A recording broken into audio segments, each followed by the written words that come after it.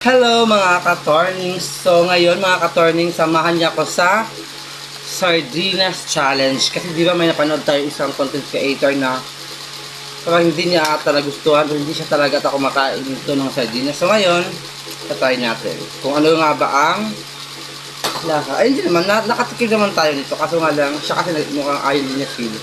Eh tayo alam naman tayo. Try natin ngayon. So buksan natin kasi nga pagbukas din yung alam. So ganito ang pagbukas niyan. Gaganito mo lang siya kasi nga open pen. Gaganyan mo siya. Ipagsukat ito. Tapos syempre, gamitan mo ito, diba? Para mabilis. Ganyan. Diba? Ayun nga, sarap. Ayan, ito. So, ito na ka-torning.